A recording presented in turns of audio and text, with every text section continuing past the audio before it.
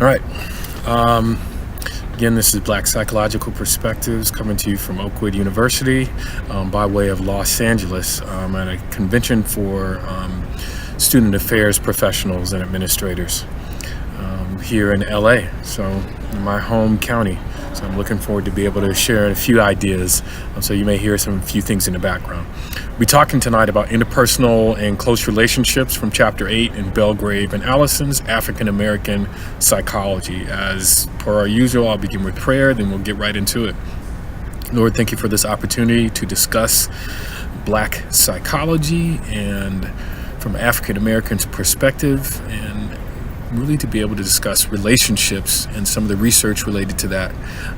Hopefully someone will be able to grow and learn from this, and thank you for your many blessings. Amen. All right, so interpersonal and close relationships, some of the vocabulary that goes with that, and I will start with LGBTQ, so lesbian, gay, bisexual, transgender, and questioning. For those of you who have the book, or who are able to hit a quick Google shot, you should know that by now. I figure if you've made it to your senior year in college and this is a 400 level course, you probably heard that before. If not, you may have some more comments. The other Q might be queer, so I want you to be ready for that, particularly for the quiz that we may have coming up for this. Another term is ally, right? So if we continue on this whole community, LGBTQ, I and A, I'm going to have you look up I for bonus points, but I and A is for ally. Homophobia, right? Or generally referring to Black homophobia, and in particular way and type of issues that it may express itself. You may have your own feelings about that, but that's some of the definitions that the book shared. Love is another word that isn't often defined clearly, but it's important to define it when you're talking about it.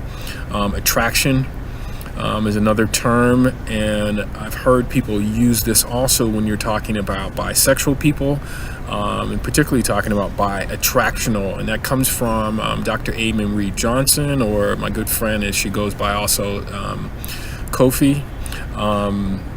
She has written quite a bit on Black LGBT issues, but particularly for young people and their coming out process. All right, same-sex marriage, I'm sure you've either heard about that or there's a lot written about that. Relational aggression, economics, gender versus sex, right? These are two different things and worth talking about, kind of the constructions of each, and equitable relationships. So this is kind of the work I encourage you to do, to look up some of these vocabulary words, and I'll give you one last one that you don't hear in many different spaces. It's called Ubuntu. We hear it quite a bit in the Association of Black Psychologists, thanks to the former president, Dr. Kevin Washington, talked about this term and really the essence of who people are. All right. So during President Obama's era, and really when he was running for office, he talked about his own evolution towards LGBT issues, and the book brought out some of those pieces there, but there was a quote there by Dr. Pamela Lightsey. She said, "No other community of people has worked for change, especially related to civil rights, more than African Americans. The progress made to affirm the rights of LGBTQ persons is both our continued political and moral responsibility. We either move ahead or we begin to reek of stagnant ideals and beleaguered leadership." Right? So that's a quote there, and there was a whole short article within the book talking about making history for gay rights and Obama's personal evolution and professional as well that impacted policy. But I also had a chance, and it made me think of a time I had a chance to meet with the most recent candidate for the governorship for Virginia, former NAAC president Benjamin Jealous. And he took a very interesting move when he was president of the NAACP to support LGBTQ rights for, I think, NAACP's first time to be very direct and open about that, and having discussions in spaces when mostly African American churches and other community centers. All right. So, but that President Obama era evolution, you have quite a few people who on YouTube and in different spaces talk about Obama being the first, not only black president, but also the first gay president, at least addressing issues that were important to LGBT folks, whether it was same-sex marriage, whether it was having gay people openly serve within the military, removing DOMA, or don't ask, don't tell. That's basically it. I'm getting that part wrong. It's late. I'm here at the convention. All right, next, relationships. So the book kind of broke down 4 different areas, right? Equitable relationships, exchange types of relationships, communal relationships, and relationships that may have a communal structure. Right, so we'll start with the first, equitable. We want out of a relationship as much as we put into it, and that's part of the equitable piece. Right, with the exchange, people give benefits with the expectation that they will soon receive comparable benefits. Right, those, and next is communal. Those in which one person feels responsive for the well-being of another person. One person benefits their partner without an expectation of benefits in return. Right. And you hear kind of this theme that we've had throughout the book, that the communal way of living is kind of the highest aspirational. You can come away from the readings in that way, but it is what it is. These are not easy things to do, but they're sometimes aspirational, but they can be applied. Now, Ubuntu is a kind of affinity and kinship among and between indigenous people of Africa, right? And it has a communal structure, but it really has to do with us seeing one another in certain spaces and places. And I'll say a little bit here about relationships. When I took my first marriage and family class as an undergraduate, there was a picture of this African-American couple in my book. And they brought up an interesting concept. Now, this is the late, or I should say early 90s, and they're talking about the relationship in a way that's somewhat of an exchange. They're not married, they're living together, but they make an agreement, a written agreement, that they will stay at a certain weight, which was interesting to me, that they would actually consider doing that. And that was the first time I had heard it, but that's kind of that idea along with that exchange. This communal idea, and I'll give kind of an example of folks that I've known who, particularly Nigerian families and other families from Africa, Ethiopian, Ghanaian families that I know, when they get married, it's a larger conversation amongst the whole community. It's not so much necessarily to ask permission, but it's to make sure that we've thoroughly researched one another, and this is going to be a good pairing for all of us, right? There may be different types of baggage and pressures that goes with that. People are selfish and want certain things, thus it doesn't always make the communal way of life easy, but it is a different way of life, and it may make it more grounded and deeper and important. Right. So our next kind of conversation and some of the research that was done with the book talked about friends and peers, and particularly African-American relationships. So with these relationships, women rate their friendships more positively than men do, and more likely to share emotions in those relationships. Male friends bonded along common activities, right, such as a sports activity. One of my favorite things to do is to ride with my friends to Vegas and not say a word until we get there and we eat together. Then we might talk, maybe. Both men and women are more likely to disclose to women friends, right, about issues. It's very difficult sometimes for men to share deeper issues. At this conference, we've been talking about vulnerability is a skill that you have to hone, particularly for men if you've been socialized to not think in that way. Cliques. When youth are about 4, they begin to form cliques along the same gender at about 4 years old. Another kind of discussion was that African American youth more likely to spend time with their neighborhood peers than their school peers, right? And I found this to be true for my daughters. At least they spent more time with their friends at church. So as neighborhoods kind of fracture, gentrifications occur, I'm curious as to what other spaces that African American youth and young people are experiencing one another's company. Okay, non-school friends were closest for all ethnic groups, and bravado attitudes in tough environments made it difficult to form relationships for boys as they move into manhood, and relational aggression can erode the positive impact of relationship as they move from girls into womanhood. All right.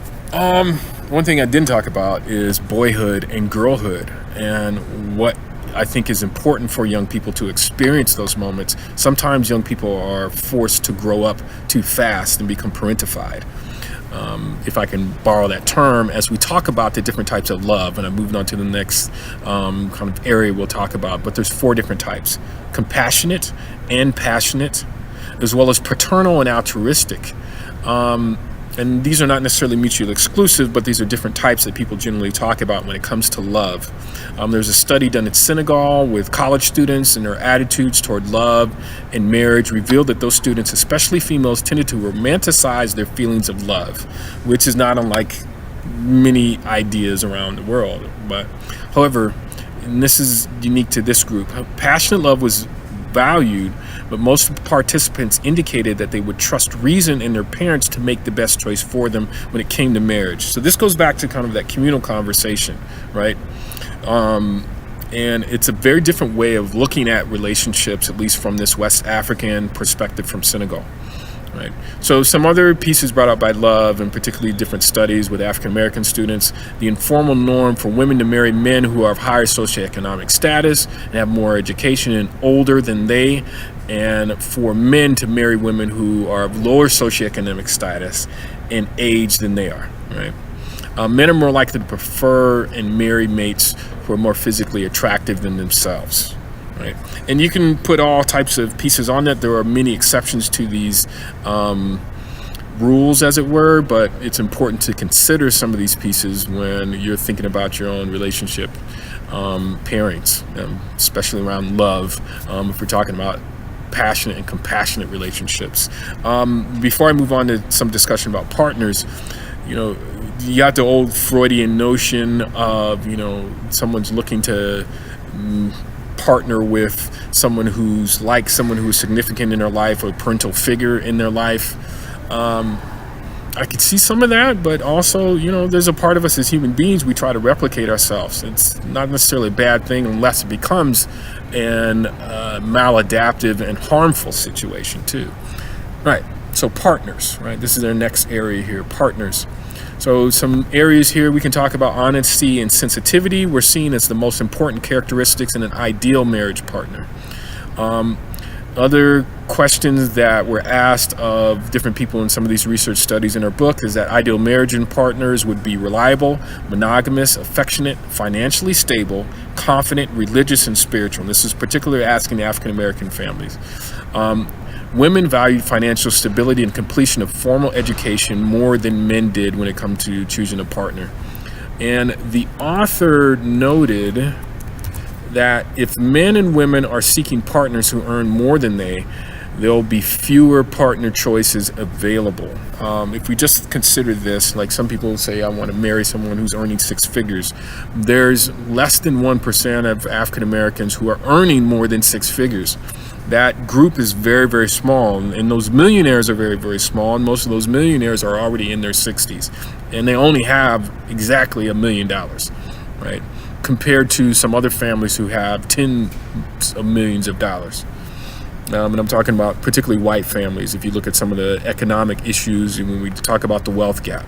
So if our aspirations or our expectations are well beyond what we actually have as a community, and we know that most people marry within their ethnic group or racial group, we're sometimes asking things of ourselves that are like fantasy, like magical thinking, rather than thinking through what is the actual reality and what's going to be important if we end up in a situation where there's little or no money.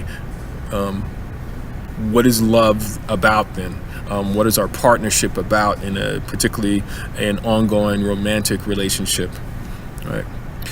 Finally, again, African American men, and we've seen some of these studies, favor physical characteristics more than women do, and that's generally with most men. However, the characteristics are different, right? They vary, and African American men's understanding of beauty standards is different from, let's say, the commercial definitions of beauty standards. So they prefer women with varied types of hair, very varied ways and looks, right? And African American men tend to be more flexible, at least according to the research studies we're talking about. Everyone has their own experiences regionally, at home, and different issues that go into that. But overall, some of the research studies have said African American men are more open.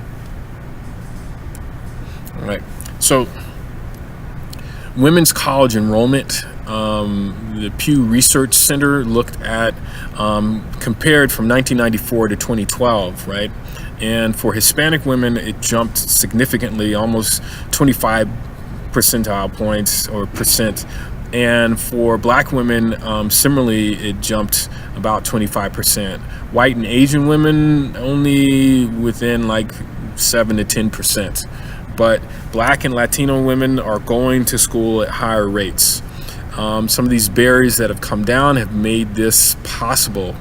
And we can talk about some of these, but if you get the notes, we'll be able to show you some of those research studies. But it has significant impacts for if we're at a school and we're working with young people, or we're working with youth and we're talking with them about, their aspirations and their ideals and moving life forward. What is the conditions under which we live?